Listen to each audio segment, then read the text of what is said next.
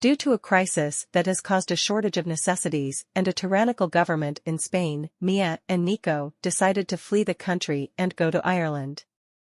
With the help of men who smuggle refugees, Mia and Nico planned to leave through a shipping container.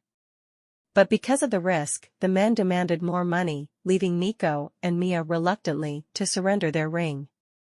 While in the container, they watched news updates regarding the regime in Spain, where they were exterminating the elderly, pregnant women, and children to deal with shortages. As they tried to relax, they observed how they shared their ordeal with others. Nico tried to comfort Mia, who was well aware of the danger they had put themselves into. Mia then saw a young girl and started to wonder what if their daughter Uma is still alive, but Nico immediately dismissed the idea. As more refugees entered the container, Nico was forced to move, leaving Mia alone. Mia immediately called Nico, where he gave her advice and encouraged her to think positively. Through a hole, Mia was able to witness the chaos brought about by the shortages. When their containers reached the port, the police checked Mia's container, and an officer discovered that there were people hiding inside. The officer initially tried to persuade them and later resorted to threats to make them reveal themselves. Mia managed to climb onto a crate and hide herself. After they opened the space where they were confined, the officer ordered to shoot them all. After they cleaned the container, Mia was left alone and immediately called Nico to warn him. Pregnant Mia was the only survivor when the container reached the ship. She desperately tried to contact Nico again, but to no avail. During the journey, a storm caused the ship to shake uncontrollably, leading to Mia's panic and her being thrown around inside the container before she passed out. Mia woke up injured and realized that she was adrift at sea with no land in sight. The holes in the container allowed water to slowly seep inside. Mia searched the container and found tape to cover the holes. As she peeped through one of the holes, she saw Nico's container and desperately tried to call him, but she lost hope as she witnessed the container slowly submerging.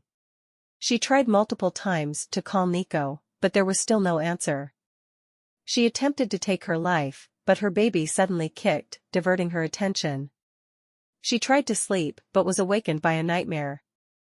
Then, she realized that the tape was not enough to stop the water from entering the container, forcing her to exert more effort to cover the holes. On day 2, Mia received a call and was relieved to find out that Nico was alive. It turned out that Nico never made it to the port. His truck driver had cheated him and the others, leaving them behind in the city. Mia told him about her struggles, and Nico promised to find a way to save her. A storm caused the container to accumulate more water, just as Mia went into labor and delivered her daughter. She was left alone to tend to the baby, and the combination of weakness and starvation left her with no choice but to eat the remaining supplies she had. Mia attempted to drill holes to open a part of the top of the container, but failed as the drill malfunctioned. She was left with no choice but to consume the remains of the umbilical cord and managed to get some water when rainwater came in through the hole.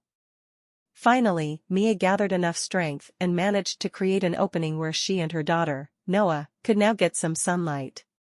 Mia saw an airplane and hurriedly grabbed a piece of mirror but accidentally cut herself, causing an injury. Using various items inside the container, Mia was able to make a fishing net, successfully finding a source of food by catching fish. She then wrote a letter seeking help, placed it in a lunchbox, and set it afloat on the ocean. It had been 12 days since Mia got trapped inside the container. Baby Noah was not doing well, and Nico had not contacted Mia in days. She noticed that the water inside the container was nearly at its limit. Nico finally called her but delivered a heartbreaking message. Nico narrated that he had sneaked onto a ship and hid there. However, he was found and shot. Nico told Mia that he would not be able to rescue her, even though he had tried as hard as he could. Mia told Nico about Noah's birth, and he got to speak to his daughter for the first and last time before getting disconnected. After 26 days of living in the container, Mia could no longer keep the water out. She had to live on top of the container with Noah. Mia went back inside the container to retrieve Uma's photograph when she saw it floating but got stuck in there. By the time she gets out, the container, which is now completely submerged, Noah is nowhere to be found. She keeps calling out her name while being surrounded by a whale. The whale splashes water, causing Noah to cry, and upon hearing her daughter, Mia desperately swims and finds her. Although Mia finds Noah, now that the container has sunk, they are both adrift at sea with nothing to support them except Noah's cradle.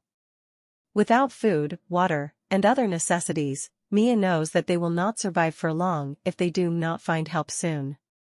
Mia notices that there are seagulls flying around and decides to ditch the remaining supplies, which draws many seagulls to them and catches the attention of a fishing boat. A fisherwoman, who had been fishing with her father and her son, finds the cradle. She discovers Noah and looks for her mother's whereabouts. She notices a rope tied to the cradle and pulls it to locate Mia. The fisherwoman performs CPR, which saves Mia's life.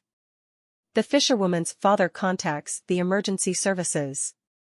Mia sees the fisherwoman's son, which indicates the absence of the regime. She cries tears of relief upon realizing that she has made it to Ireland with Noah.